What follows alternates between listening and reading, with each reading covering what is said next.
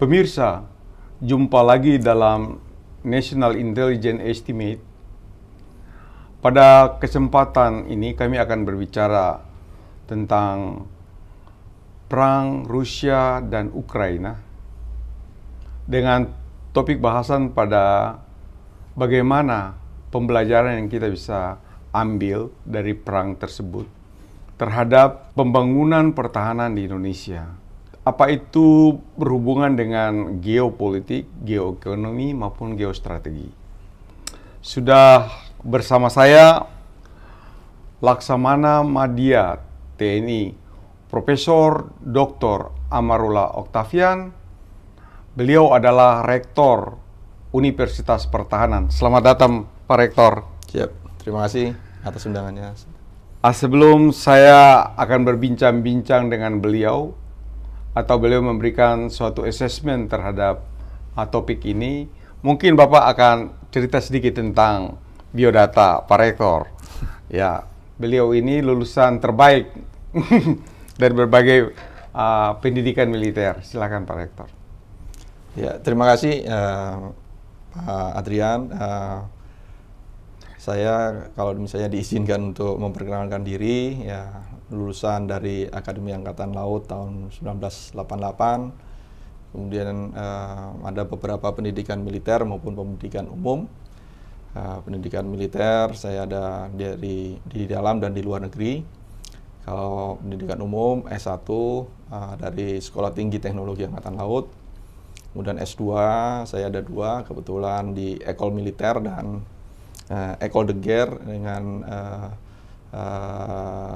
dari Universitas Panthéon Assas di Perancis. Kemudian S3 di Sosiologi di Universitas Indonesia. Kemudian untuk penugasan saya memang banyak juga di satuan-satuan tempur, dari letnan di kapal-kapal kombatan seperti di korvet, frigate, dan lain sebagainya. Kemudian terakhir di Angkatan Laut menjadi Komandan Gugus Tempur Laut di Armada Barat yang ikut mengamankan di wilayah Laut Natuna. Demikian, siap. Sebelumnya menjadi juga Komandan Sesko AL. Oh iya, betul. Komandan Sesko AL. Oh, ya. Siap. Sekarang Rektor Universitas Pertahanan Indonesia. Jadi beruntung kita dapat Pak Rektor bisa hadir bersama kami. Mungkin pertanyaan saya yang pertama atau mengawali asesmen ini, Pak Rektor, bagaimana situasi umum pengamatan tentang perang di Rusia dan Ukraina? Saya dengar bahwa ada tim di Universitas Pertahanan yang setiap hari mengupdate tentang perkembangan situasi di sana. Silakan, Pak. Ya, terima kasih, Jin. Jadi betul sekali bahwa saat ini di Universitas Pertahanan Republik Indonesia sejak terjadi konflik di Rusia dan Ukraina, kami membentuk beberapa tim, 3 tim di Unhan RI untuk memantau situasi di sana hari per hari. Nah, tim 1 itu terkait dengan esensi dari perang itu sendiri. Jadi menganalisis tentang strategi perang, taktik tempur, logistik militer, intelijen, dan lain sebagainya. Nah, tim 2 ini yang membahas mengenai dampak-dampaknya terkait dengan perang itu sendiri, misalnya mengenai parlemen kedua negara, partai politiknya, manajemennya, masing-masing negara, tentang energi, cadangan, keuangan negara, dan lain sebagainya. Nah, kalau tim 3-nya ini memang untuk memantau dampaknya kepada Indonesia sendiri. Dampak kepada regional, internasional, maupun terutama ke Indonesia. Jadi ini adalah 3 tim yang bekerja selama ini, dan dari situ kami selalu bisa membuat analisis-analisis baik dalam bentuk kualitatif maupun kuantitatif. Nah, kalau yang kuantitatifnya, maka kami melihat misalnya tren-tren serangan Rusia, apakah gencar, 1 minggu berapa kali, dan lain sebagainya serangan-serangan ini. Nah, ketiga tim ini mendapatkan sumber data yang sangat bervariasi, baik dari media sosial maupun dari media elektronik, kemudian juga sumber-sumber langsung karena kami punya akses dengan beberapa universitas pertahanan di negara-negara lain atau kepada perwira-perwira tertentu di Eropa di sana yang bisa dimintai keterangan bagaimana situasi terakhir, updating data dan lain sebagainya. Nah, inilah sudah kami kerjakan selama ini di Unhan RI. Siap. Ya, jadi kalau kita melihat bahwa ini kan sudah 130-an hari dan itu masih berlanjut. Siap. Berlanjut. Dan kalau kita lihat kampanye atau operasi khusus oleh Rusia ini, kira-kira motivasi dan tujuan operasi khusus ini kira-kira tercapai atau tidak menurut penilaian Pak Rektor? Ya, karena kalau misalnya menggunakan istilah dari Rusia sendiri, memang ini operasi khusus. Namun sesuai dengan teori maupun hukum internasional, ini sudah masuk dalam kondisi perang. Memang banyak pihak yang mengatakan bahwa ini hanya invasi dari Rusia ke Ukraina, atau ini Rusia untuk supaya dia tidak dicap perang, maka mengatakan ini adalah operasi khusus. Padahal operasi khusus itu adalah operasi militer, bagian dari perang itu sendiri. Nah, ini adalah beberapa pihak atau negara ini berupaya untuk memainkan klausul-klausul tertentu, terminologi tertentu untuk menghindari kerancuan di hukum internasional. Nah, kalau misalnya menganalisis atau menilai apakah sekarang sasaran operasi khusus itu berhasil atau tidak, maka kita akan menilai dari sebetulnya tujuan yang ingin dicapai dari operasi khusus itu. Memang perang itu ada beberapa macam tujuannya, seperti hanya sekedar mengusir keluar dari wilayah kita, atau mengalahkan musuh di wilayah perbatasan, atau bahkan menghantam musuh di wilayahnya sendiri. Nah, bagi Rusia saat ini menyerang Ukraina itu sesuai dengan apa yang sudah dinyatakan, yaitu berupaya untuk mencegah Ukraina itu masuk menjadi NATO. Nah, kalau misalnya masuk menjadi NATO, maka wilayah Rusia itu langsung bisa digelar persenjataan dari NATO. Nah, itulah sebetulnya dari sisi Rusia itu yang tidak diinginkan.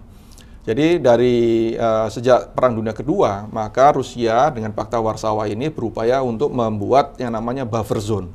Nah, ini adalah sesuai dengan teori geopolitik, ya, di mana geopolitik itu mengenal ada heartland atau pivot area, kemudian ada yang rimland-nya atau daerah penyangga dan lain sebagainya. Bagi Rusia, maka wilayah Rusia sendiri itu adalah heartland. Nah, Ukraina, negara-negara Eropa Timur yang lain, itu adalah periphery, daerah penyangga. Dan itu yang harus dipertahankan, karena supaya tidak langsung masuk ke wilayah heartland. Nah, ketika tujuannya ini adalah untuk mencegah Ukraina masuk menjadi anggota NATO, tapi dengan cara menghukum, ya, dalam tanda petik, mereka masuk ke wilayah Rusia. Nah, itu adalah sudah invasi. Apa yang dilakukan Rusia itu sebetulnya sudah dari 2014, sejak Crimea diduduki. Tapi pada waktu itu memang tidak ada upaya yang nyata dari organisasi Uni Eropa untuk membantu Ukraina menyelesaikan Crimea, atau PBB yang turun tangan untuk menyelesaikan konflik tersebut. Nah, kita lihat memang Rusia adalah salah satu dari anggota Dewan Keamanan PBB. Nah, tentunya setiap kali akan ada resolusi PBB terkait dengan perang ini bisa diveto oleh Rusia. Nah, pada tataran ini kita akan melihat bahwa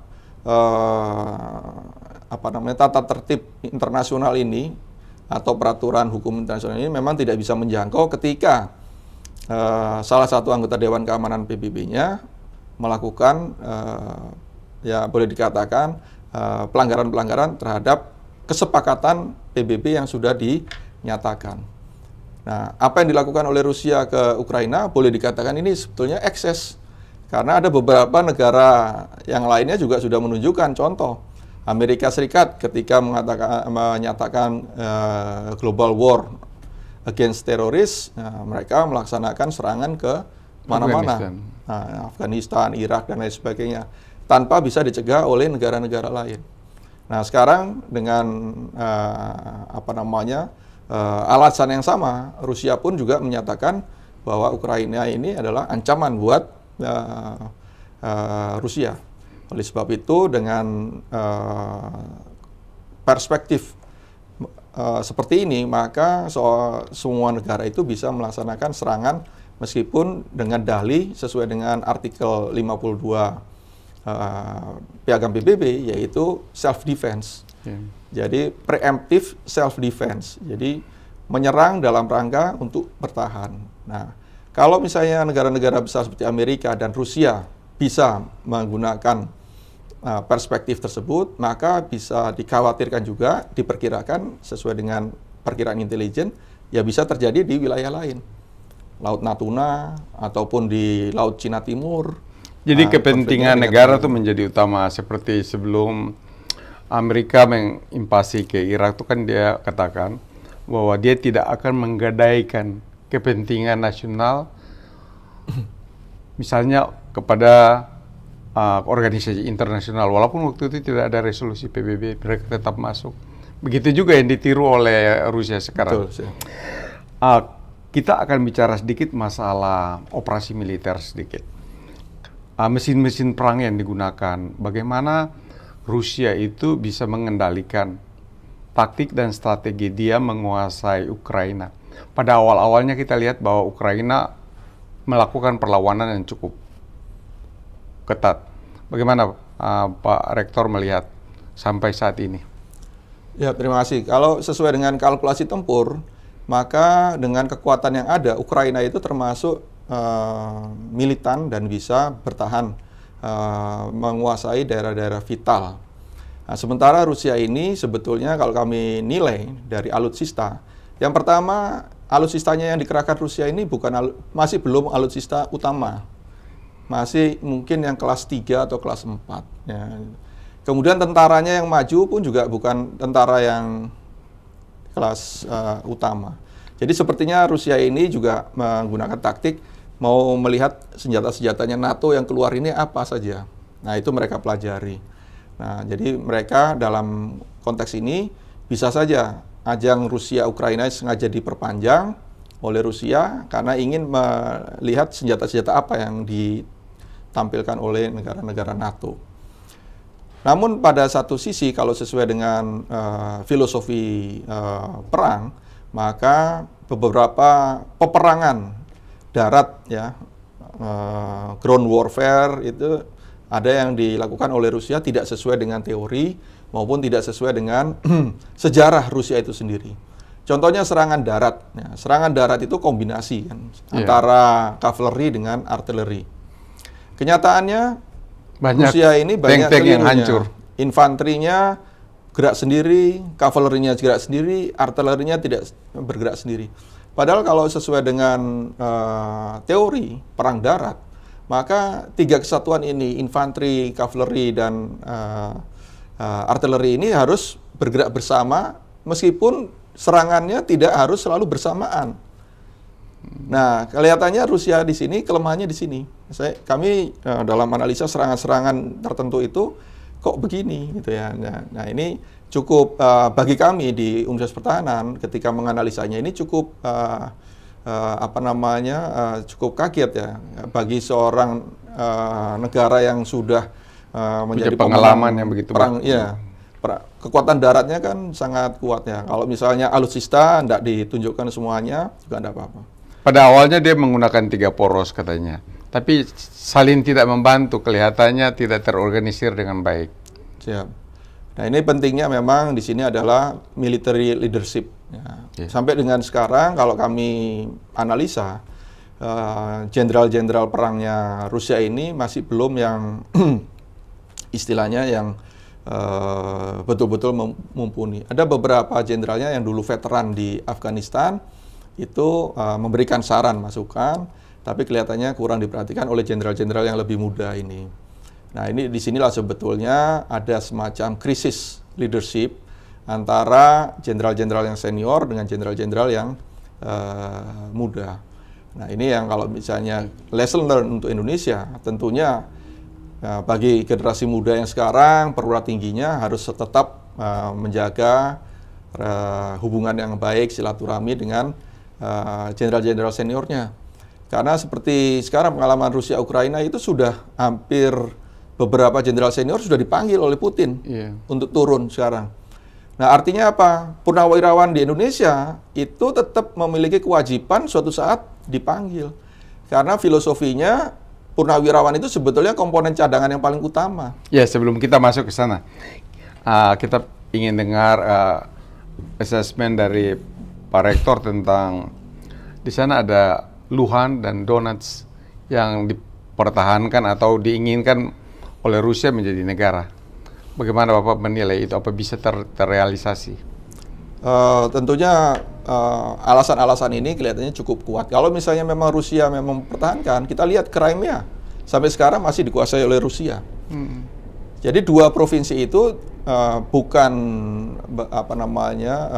bukan kebetulan atau bukan tidak mungkin bisa menjadi negara tersendiri. Apakah itu dia menjadi negara sendiri yang sifatnya negara boneka dari Rusia, atau benar-benar nanti suatu saat dia menjadi negara yang berdiri sendiri, lepas dari Rusia maupun lepas dari Ukraina. Jadi ada kemungkinan lepas? Bisa seperti itu. Yang berikut adalah sekarang itu kan bantuan-bantuan dari negara-negara Barat NATO, baik militer langsung maupun tidak langsung. Bagaimana kekuatan sekarang Ukraina untuk melawan Rusia? Apakah ini sesuatu yang bisa membangkitkan lagi semangat dari rakyat Ukraina melawan Rusia? Kalau dengan persenjataan tambahan dari Barat ini, mereka memang pada posisi yang masih siap untuk bertahan. Kalau tahu untuk menyerang, mereka menggunakan taktik gerilya, sama seperti di Indonesia dulu ketika kita mengalahkan Belanda. Nah, ya sekarang dari Rusia sendiri yang memang masih membenahi, itu adalah bagaimana merubah mindset dari para perwiranya, baik dari para jenderalnya, kemudian komandan-komandan lapangannya, sampai ke prajuritnya. Yang pertama, di dalam perang itu harus jelas, namanya motivasi perang itu harus jelas. Harus prajurit yang paling bawah harus yakin bahwa untuk apa dia mengorbankan nyawanya. Bagi prajurit Ukraina, militansinya luar biasa, karena mereka sudah jelas doktrinnya, mempertahankan negara. Nah, bagi prajurit Rusia ini yang sekarang masih kesulitan. Jadi pemimpin-pemimpin lapangannya ini, ketika mereka mendoktrin, ketika mereka memberikan penjelasan mengenai taktik ini, seringkali ada dibantah oleh prajurit-prajurit yang di bawah. Karena prajurit-prajurit yang di bawah ini tidak yakin apa yang mereka lakukan sekarang itu operasinya ini memang betul-betul untuk negara dan bangsa Rusia. Nah, ini mungkin juga ada dari intelijen NATO memberikan agitasi, propaganda, sehingga memang salah satu taktiknya ini adalah melemahkan Rusia dari dalam. Nah, itu sebetulnya. Kita akan masuk ke dalam operasi militer itu sendiri. Kita tahu bahwa walaupun kapal-kapal perang, banyak juga kapal perang Rusia yang hancur. Kemudian pesawat-pesawat tempurnya Rusia juga banyak, termasuk Ukraina juga jelas. Darat apalagi tadi disampaikan. Kira-kira apa nih kelemahannya yang kita bisa pelajari dari ini, kekuatan lautnya dan kekuatan udaranya khususnya? Terima kasih, Jin. Jadi kalau bisa kita ambil lesson learn-nya, bahwa sekarang ini mengemuka yang namanya senjata anti senjata, drone anti drone, rudal anti rudal. Jadi sekarang ini lebih mengemuka teknologi pertahanannya atau teknologi militernya itu adalah senjata yang kecil-kecil tapi ampuh. Nah, yang kemudian berikutnya adalah teknologi unmanned system atau tanpa awak. Nah, sehingga senjata itu bisa langsung menembus ke jantung musuh. Tidak ada keraguan-raguan, misalnya kayak drone kalau diawaki oleh pesawat udara, pasti pilotnya masih mikir-mikir, nanti ini bisa kembali atau tidak, kan gitu. Tapi karena ini drone tanpa awak, dia sudah sifatnya itu, misinya adalah misi seperti misi bunuh diri. Jadi dia ketembak pun juga dia tidak ada masalah. Nah, Perang Dunia Kedua, ketika Jepang itu melancarkan serangan udara bunuh diri itu memang cukup merepotkan kapal-kapal induknya Amerika Serikat karena mereka betul-betul kalau sudah menyerang itu betul-betul sudah fokus. Nah, sekarang dalam abad ke-21 ini digantikan oleh drone-drone tadi. Nah, kita ketahui bahwa drone itu serangannya sangat masif, kemudian sangat banyak dan bisa menyerang kemana saja. Senjatanya, bomnya pun juga yang dibawa cukup mematikan. Nah, ini yang akan merubah industri pertahanan di kemudian hari. Kelihatannya untuk tank-tank medium maupun heavy tank itu mungkin sudah tidak akan laku. Jadi sudah ada kecenderungan mereka paling tinggi untuk tank itu ya levelnya yang di small size. Lebih lincah. Nah, jadi mereka itu sekarang kalau untuk di perang darat itu pilihannya ada dua, Jin. Antara light cavalry atau mechanized infantry. Jadi antara pasukan infanteri yang sudah lebih didukung oleh peralatan-peralatan atau kavaleri yang lebih singkat, yang lebih kompak. Nah, mungkin kavalerinya sudah bisa gabung untuk artilerinya, apakah itu untuk armet, arhanut maupun artileri pertahanan pantai. Ya, kita ingin sedikit masuk di kapal-kapal perang. Rusia itu kan canggih, Pak. Ada radarnya, ada ininya, segala sistemnya ada di situ. Kok bisa dihancurkan oleh drone? Kira-kira kelemahannya di mana? Siap. Jadi kelemahan yang pertama, filosofi industri pertahanan atau teknologi pertahanan Rusia. Dan dibandingkan dengan teknologi pertahanan dari negara-negara barat. Jadi kalau misalnya kita melihat di dunia ini untuk industri pertahanan ada dua kelompok besar. Satu kelompok itu adalah kelompok yang menggunakan aliran NATO dan negara-negara barat. Ada yang kelompok dua ini adalah Rusia, Cina, dan negara-negara lain. Jadi yang paling inti, perbedaan keduanya itu adalah kalau yang NATO dan negara barat itu adalah akurasi, presisi. Jadi satu rudal memang untuk menenggelamkan satu sasaran. Nah, kalau Cina dan Rusia ini filosofinya adalah dia yang penting banyak. Makanya kan senjata Rusia itu kan banyak. Yeah. Padahal untuk menghancurkan satu sasaran saja, dia bisa meluncurkan 10 sampai dengan 15 rudal. Jadi dia tidak peduli presisi. Dia kalkulasinya adalah dari 15 roket, mungkin 2 atau 3 pasti kena sasaran. Nah, disinilah perbedaan filosofi yang akhirnya berimbas kepada sistem deteksi. Nah, kalau sistem deteksinya NATO, itu dia juga fokus kepada akurasi dan presisi. Nah, sementara sistem deteksinya Rusia ini juga kurang terlalu banyak ke akurasi dan presisi. Ketika ada serangan dari NATO, ya rudal NATO yang memang dia presisi sekali, maka sistem deteksinya Rusia ini masih kurang kompatibel atau kurang seimbang ketika diserang oleh sistem-sistem atau sistem senjatanya dari Barat tersebut. Nah, ini sebetulnya sudah terbukti ketika Perang Dunia Kedua, ya, di mana negara-negara Soviet ini sebetulnya kalah presisi dengan senjata-senjatanya Jerman.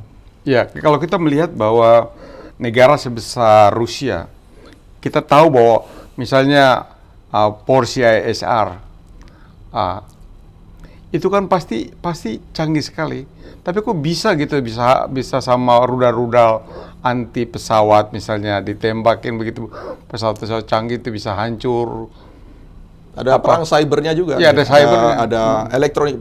Yang pertama, memang Ukraina ini dibantu oleh negara-negara NATO mengembangkan combine electronic warfare dan cyber warfare.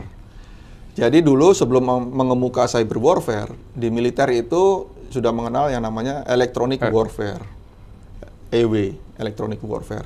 Nah, kemudian pada ranah yang lebih luas akhirnya menjadi cyber warfare. Nah, di sini memang kelihatannya kalau dari cybernya ini masih lebih menang dari NATO dan negara-negara barat. Ya, jadi suatu pelajaran juga bisa kita ambil, termasuk penguasaan outer space. Artinya untuk cyber dan electronic warfare itu akan tergantung, walaupun sudah embedded pada alut itu sendiri. Betul. Kita masuk ya berikut tentang bagaimana pengaruh, jadi dalam perang itu bukan militer saja, tetapi ada geoekonomi yang berpengaruh. Bagaimana? Siap nih. Jadi terima kasih. Kalau bisa dikaitkan dengan geoekonomi, maka memang di tim kami yang menganalisis perekonomian Ukraina dan perekonomian Rusia selama perang ini, memang ada beberapa hal yang menonjol yang bisa kita petik sebagai pelajaran. Jadi yang pertama yaitu bahwa dari Rusia dan Ukraina, ini bedanya Rusia ini tidak punya undang-undang atau peraturan tentang keuangan negara ketika perang. Jadi ketika diserang, maka sistem keuangan atau sistem keuangan Ukraina ini sudah lumpuh dari awal. Dan dia di backup oleh Uni Eropa. Nah, karena backupnya ini tidak terlalu kuat, maka sekarang pun juga euro pun juga bermasalah. Nah, sementara kenapa Rusia sangat kuat sekali percaya dengan sistem keuangannya? Rubel semakin menguat. Karena memang Rusia ini dari awal Perang Dunia Kedua, dia sudah punya yang namanya undang-undang untuk keuangan negara ketika masa perang. Jadi mereka itu selalu punya cadangan berapa persen dari keuangan negara itu yang memang dialokasikan untuk kalau misalnya ada untuk perang. Jadi bukan sekedar kontingensi.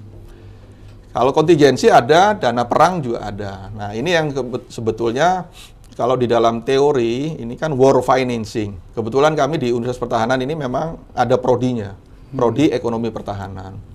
Nah, disitunya di sini kami juga sudah bisa membuat estimasi prediksi intelijen ini bahwa kalau misalnya ada apa-apa dengan Indonesia ini, ya memang salah satunya yang dibutuhkan adalah keuangan negara pada masa perang.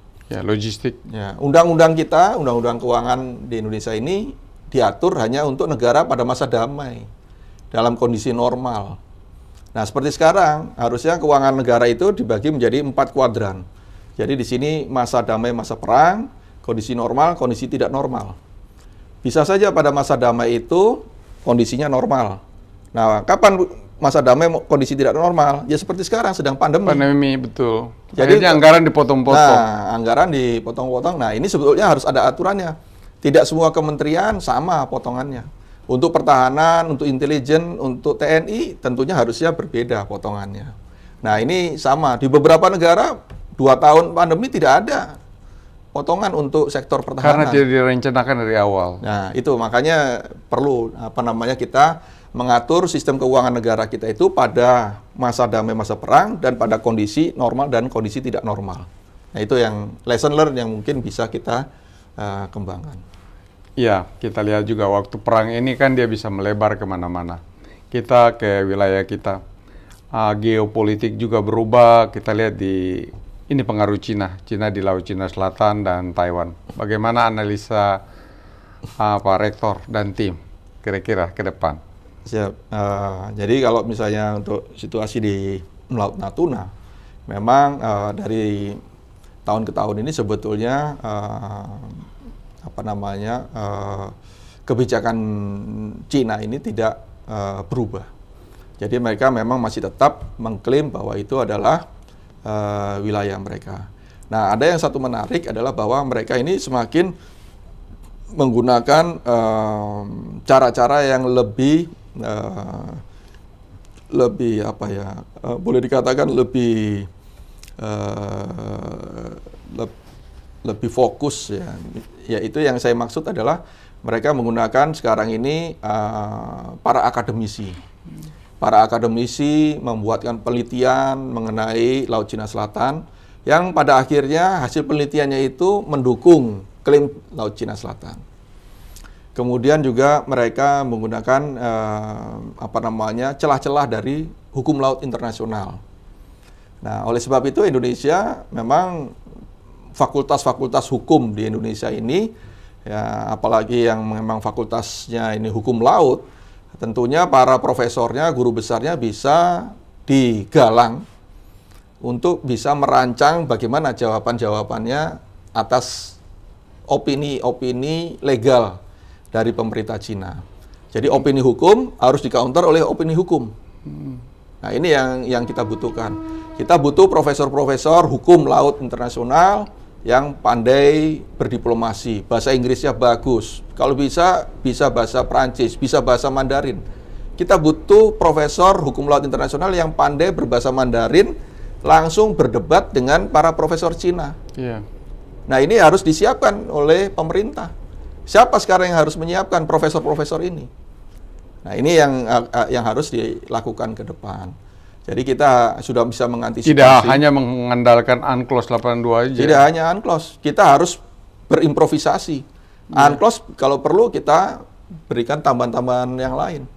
Nah, opini-opini para profesor hukum laut ini tentu akan sangat mempengaruhi dunia. Nah, sekarang ini kita sangat membutuhkan profesor-profesor hukum laut. Nah, berapa persen sekarang profesor hukum laut yang memang jagoan berdebat? Nah, itu yang perlu kita sosialisasikan. Saya yakin banyak fakultas. Jadi ada potensi situasi yang tidak stabil di Laut Natuna Utara. Potensi. Betul, ada potensi dan kita harus mengantisipasi situasi terburuk. Nah, dari sini, dalam Rusia Ukraina pun juga ada perang antar profesor.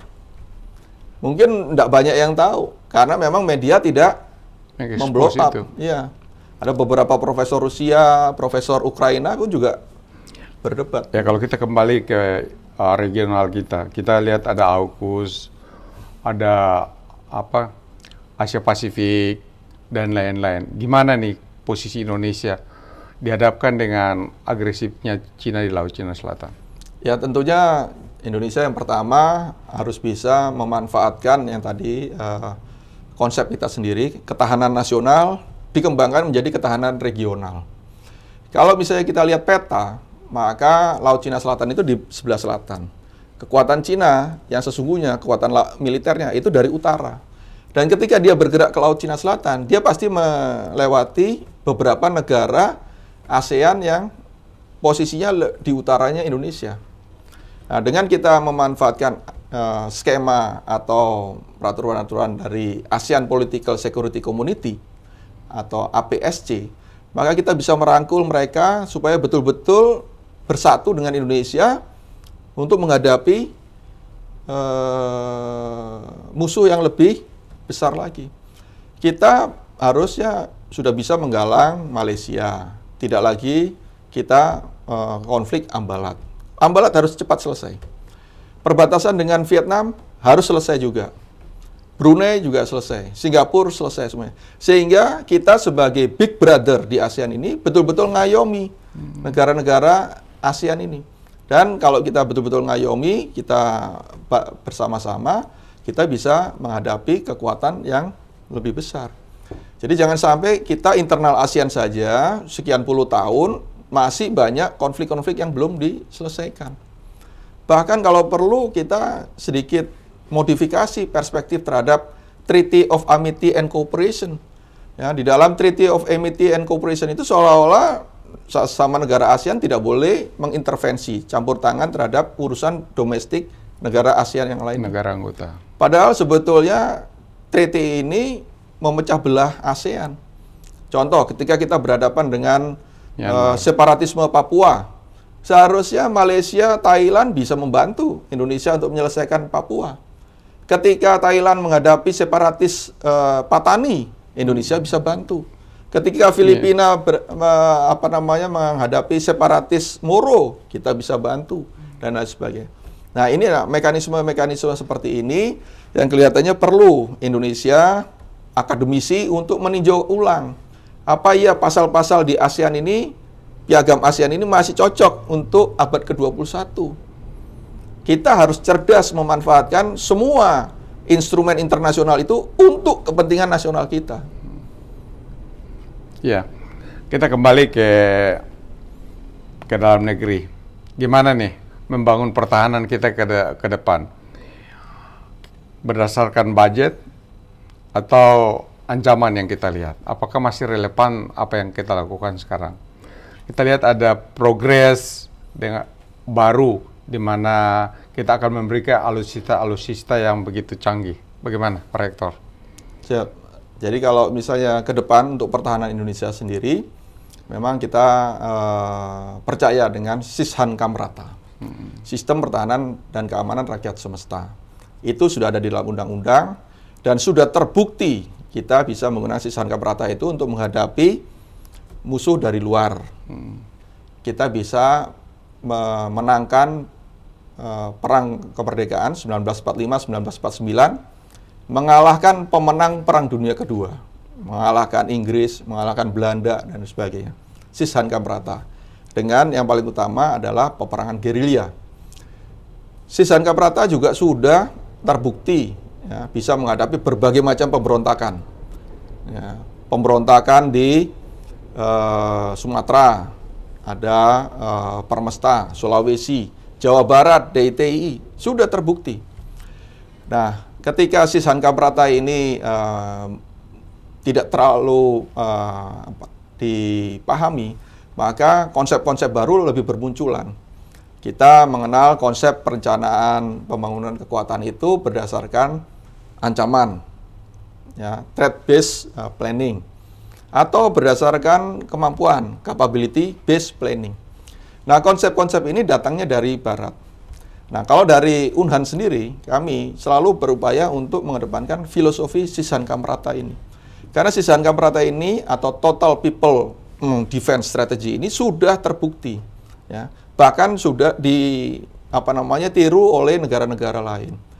Nah, kadang-kadang kita sendiri lupa dengan kekuatan yang sudah kita miliki. Di dalam Sishankam Prata itu yang paling utama adalah manusia. Manusia yang paling utama, manusianya yang lebih militan. Sekarang terlihat perang Rusia-Ukraina, mereka juga menggunakan strategi semesta. Semuanya dipanggil. Unhannya Ukraina pun sekarang ikut perang, rektornya. Nah, artinya apa? Sistemnya kita ini juga harus bisa memahami bahwa Sishankam Prata ini semua institusi harus siap untuk bertempur. Artinya organisasi TNI, organisasi kita ini harus organisasi tempur yang bisa berfungsi pada masa damai dan pada masa perang. Nah, baru setelah organisasinya dibentuk sesuai dengan strategi, baru kita berbicara membahas alutsistanya. Sekarang alutsista apa yang paling cocok untuk orang Indonesia yang militan? Komponen utama TNI, komponen cadangan bagaimana, dan lain sebagainya. Nah, inilah yang sebetulnya sekarang sudah dirancang oleh Kementerian Pertahanan. Dengan Pak Menhan sudah menyiapkan komponen cadangan ini, sudah jelas sekali bahwa perang pada bagaimanapun canggihnya peralatan, hasil akhirnya tergantung manusianya. Apa kita harus tetap pada minimum essential force? Minimum essential force itu sebetulnya hanya nama. Kalau misalnya kami cermati, kami hitung dari mulai EMF tahap 1, 2, 3, sebetulnya itu bukan minimum. Itu bahkan sudah lebih tinggi. Di dalam minimum essential force tahap 1, itu senarionya adalah Indonesia berhadapan langsung dengan dua negara besar. Jadi alutsista yang dirancang itu untuk menghadapi kekuatan dua ancaman tersebut. Nah, nama minimum essential force itu ada sejarahnya. Kebetulan kami pada waktu mayor itu kami ikut tim dari Mabes TNI dan Kemhan.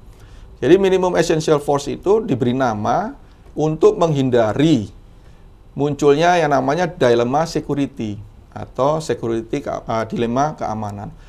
Yang dimaksud adalah ketika kita ingin membangun kekuatan militer untuk kepentingan pertahanan, nanti dicurigai oleh negara tetangga, ini mau agresif, mau menyerbu dan lain sebagainya. Sehingga kalau misalnya dia curiga, dia juga akan membangun kekuatan. Kita juga bangun kekuatan, bangun lagi. Maka nanti akhirnya menjadi amres atau perlombaan senjata. Oleh sebab itu, ketika kita menggelar MEF itu, sudah banyak diantisipasi. Pasti banyak negara-negara yang akan bereaksi, menanyakan kepada Indonesia. Oleh sebab itu, pada waktu itu kami percaya pemerintah pada saat itu mengambil jalan yang paling bijaksana. Kita tetap bisa membangun kekuatan, tapi negara-negara sekitar tidak gaduh. Maka namanya disebut minimum essential force. Ya, yang terakhir sebelum masalah Unhan, industri dalam negeri. Kalau selama kita masih beli kan pasti kita lemah, Pak. Kita bergantung sama orang. Apakah industri pertahanan sekarang sudah bisa memenuhi kebutuhan pokoknya TNI misalnya? Terima kasih, Mjin. Jadi kebetulan di Unhan sendiri juga kami ada Fakultas Teknologi Pertahanan. Di sana ada prodi Industri Pertahanan, Teknologi Persenjataan, Teknologi Penginderaan, dan Teknologi Daya Gerak. Selama 4 tahun prodi ini beroperasi, maka sebetulnya kami makin dalam penelitian-penelitian ini menunjukkan bahwa yang paling dibutuhkan oleh TNI saat ini adalah reverse engineering untuk SUCAT. Jadi industri pertahanan Indonesia ini bisa diarahkan untuk memenuhi apa kebutuhan-kebutuhan pokok yang sekarang paling dibutuhkan oleh TNI.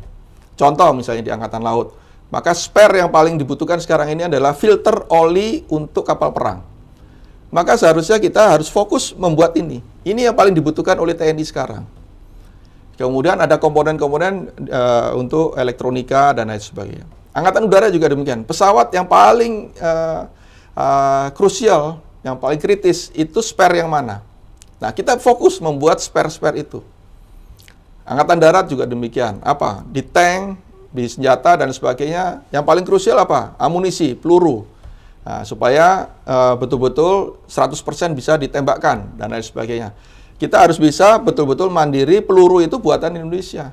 Jangan sampai kelongsongnya kita masih ambil dari luar, propelan ngambil dari luar, timah dari luar, berarti kita cuma assembly. Nah, inilah sebetulnya industri pertahanan itu dibangun dari dasar yang paling bawah, yaitu kebutuhan yang paling mendasar, yaitu basic reverse engineering. Ya, terima kasih Bapak Rektor Laksamana Madya TNI, Profesor Dr. Amarullah Oktavian, sudah memberikan asesmen dan pencerahan tentang bagaimana Indonesia membangun pertahanan ke depan. Terima kasih.